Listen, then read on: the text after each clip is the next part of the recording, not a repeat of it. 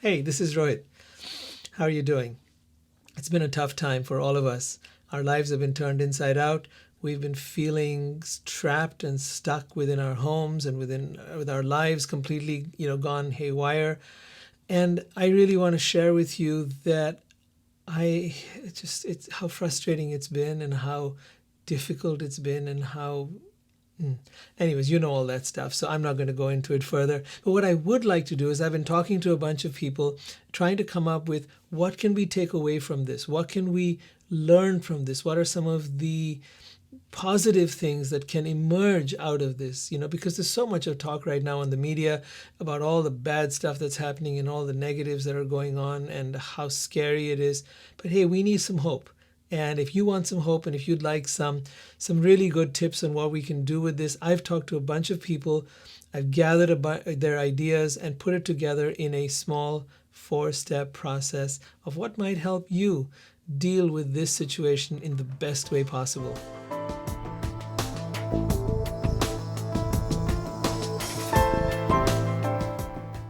As I was saying, what are the gifts of this coronavirus? That's really what I'd like to explore right now, and that's what I've been asking people about.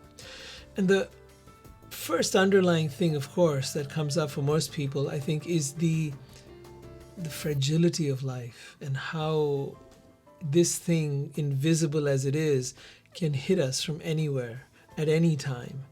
And it's just scary because of that. So the idea that life is fragile and at the same time life is precious, right? That what we have is such a gift and that we need to be able to make the most of every single day. I think you can agree with me, not only every single day, of every single moment. And it's such an interesting contrast that on one hand we look at how fragile life is and how it can be taken away at any moment, and on the other hand we say, well, in that case, I really need to make the most of it. I really need to honor every single moment rather than wasting it away and just kind of, letting time pass by as if I had forever. Maybe I do, maybe I don't. I don't know. The second really key thing that really came home from people that I spoke with was relationships and how important they are. The first thing I think that a lot of folks talked about is how we're all in the same boat. We're all in the same boat, and that community matters.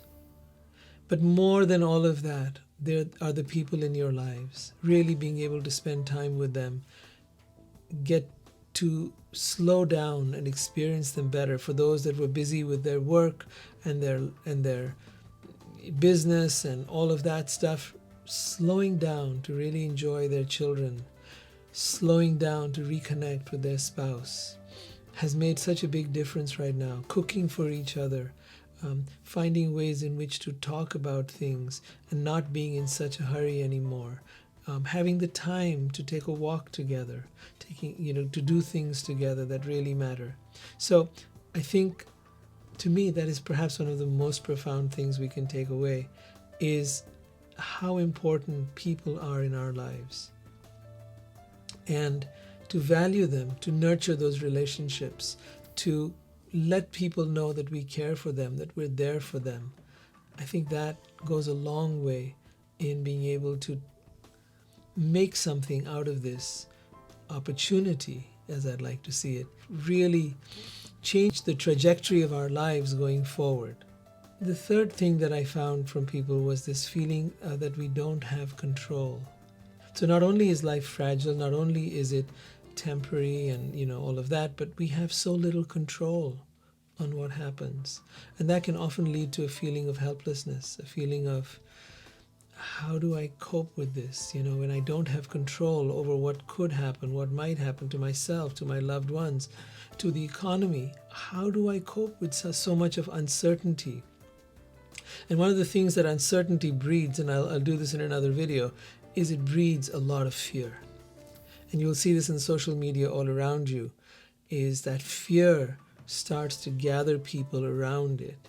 And those people now start, sort of exaggerating each other's fear and start collecting data that will enhance that fear. They don't realize it. They think they're kind of like setting themselves free. But actually, there's a lot of fear. And that fear makes us start feeling a sense of desperation.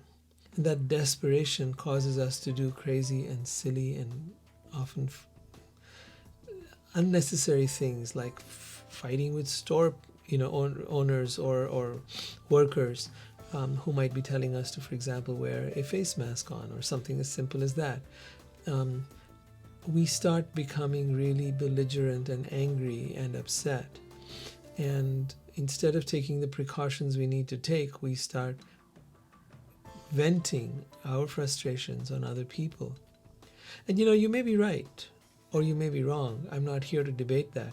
I'm here to look at how can we make sure that in all of this we keep our heads together, that we can feel a little more empowered and not so hopeless, that we can feel a little less fear. And one of the things I'm finding, this is perhaps the final point, that helps in keeping our heads together and keeping ourselves from getting into that fear is acts of service, acts of kindness, being able to be there for other people, to support them, to help them, to be more heart-centered, to be a person who gives. I think that in itself takes us out of fear, because fear brings us into ourselves, the insecurity of what might happen and all the feelings of, oh my gosh, this could happen and that could happen, and the worry and the anxiety and all of that. But service takes us out of our minds, takes us out of our head. So it's a great way to be able to make others happier and make ourselves happier by serving. Try it. And if your service is truly of a nature of the heart, then you'll find that you're able to give freely, and it helps you not be so panic-stricken. I want you to know that no matter what you're experiencing, whether it is a sense of desperation or hope or fear, whatever it might be, I'm here for you always, and please reach out if you need to. I'd love to hear about the ways that you're coping with this. What are the lessons you're learning from the coronavirus? How are you finding the gifts within this devastating situation? How are you making your life a little better? Use the comments below to let me know. And I want you to know that every comment that you make, I will reply to, or at least acknowledge in some way. So please know that I'm here for you and would love to serve you in any way possible. Like, subscribe, and be part of this community so that we can all make the world a better place. That's what we're here for. Take care. I love you. See you soon.